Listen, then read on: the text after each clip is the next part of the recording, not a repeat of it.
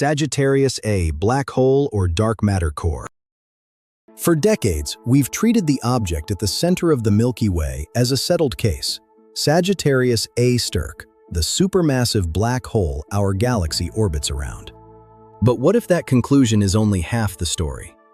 What if the thing controlling the motion of stars at the galactic center is not a black hole at all, but an ultra-dense core made of dark matter particles packed so tightly that from the outside, it behaves almost the same way? That sounds like science fiction. It isn't. A new peer-reviewed study argues that this alternative can reproduce some of the same observations we usually point to as black hole evidence. And if that holds up, then one of the most famous objects in astronomy may be less settled than most headlines make it seem. To understand why this matters, start with the basic problem. We cannot directly see Sagittarius A star. We infer what it is from what it does. We watch stars whip around an apparently invisible object. We measure how matter behaves near the galactic center. We image a dark central shadow surrounded by glowing material. Then we ask, what kind of object best explains all of that? The standard answer is a supermassive black hole. And to be clear, that is still the mainstream interpretation. It explains the data well, but science does not work by asking whether an idea is popular. It works by asking whether competing models can survive contact with observation. That is where this new dark matter core model enters the conversation. The idea is not that black holes have been disproven.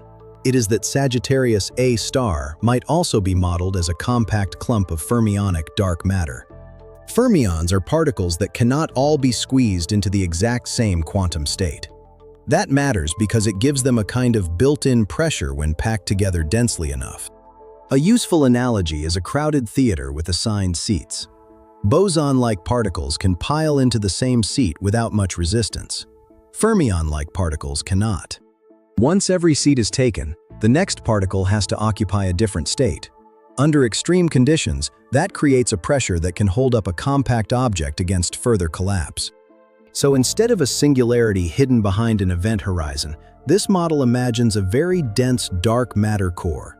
From far enough away, its gravity could look extremely similar to a black hole of the same mass. One of the strongest reasons astronomers infer a black hole at the center of the Milky Way is the motion of stars very close to Sagittarius A star. The most famous example is the star S2. It follows a tight, fast orbit around an invisible central mass of about 4 million suns. That is already dramatic evidence that something extremely compact is sitting there. But compact does not automatically mean black hole. It means whatever is there must fit inside a very small region while still producing enormous gravity. According to the new study, a fermionic dark matter core can be tuned to reproduce the orbit of S2 and other nearby stars. In other words, if you only looked at some of those stellar motions, the alternative model could imitate the black hole interpretation surprisingly well. Here is where the argument gets more interesting. The study does not only look at stars near the center, it also connects the model to the Milky Way's larger rotation curve using Gaia data. This is where the phrase Keplerian decline shows up, and it sounds more intimidating than it is. Imagine spinning a ball on a string.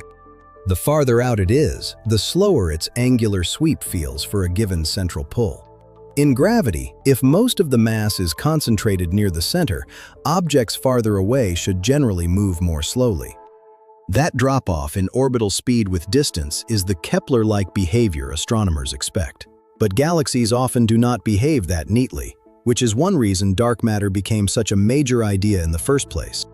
In the Milky Way, the exact shape of the rotation curve matters because it tells us how mass is distributed from the center outward.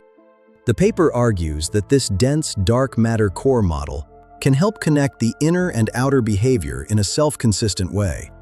So the claim is not just, this object can fake a black hole locally.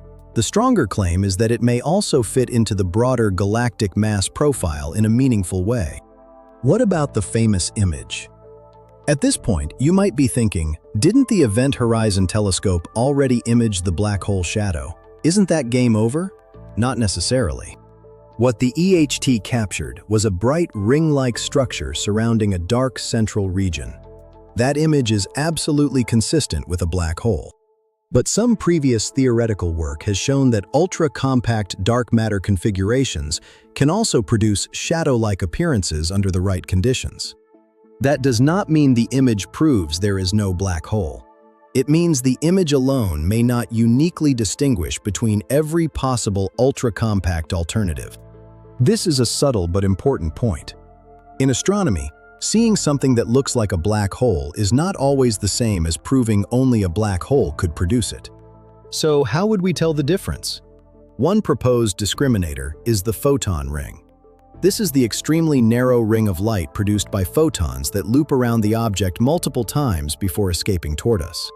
In principle, the detailed structure of that ring could reveal whether space-time is shaped by a true event horizon or by a horizonless compact object. Think of it like two lenses that look nearly identical in a blurry photo. At low resolution, they seem the same.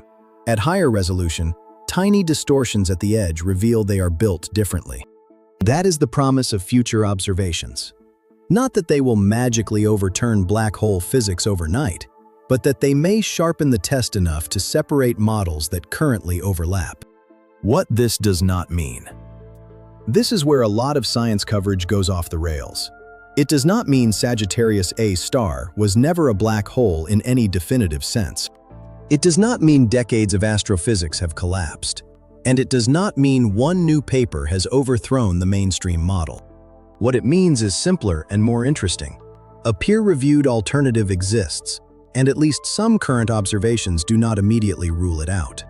That is how science is supposed to work. Strong models survive because they keep passing harder tests, not because we stop questioning them. If Sagittarius A star could be modeled as a fermionic dark matter core, then this is not just a story about one object at the center of one galaxy. It becomes a story about whether dark matter might form compact structures that imitate black holes under certain conditions. And if that is possible, then some of the universe's most extreme objects may need to be re-examined with more care than we thought. That would not erase black holes. It would expand the menu of things that can masquerade as them. Right now, the safest conclusion is this. Sagittarius A* is still best treated as a supermassive black hole candidate with strong observational support. But it is no longer unreasonable to ask whether an exotic dark matter core could mimic enough of that behavior to stay in the running. So the real story is not that black holes are dead. The real story is that the universe may be even trickier than the black hole explanation already suggested. And if future observations can resolve the photon ring in enough detail, the center of our galaxy may become the place where one of modern astrophysics' most important identity tests finally gets settled.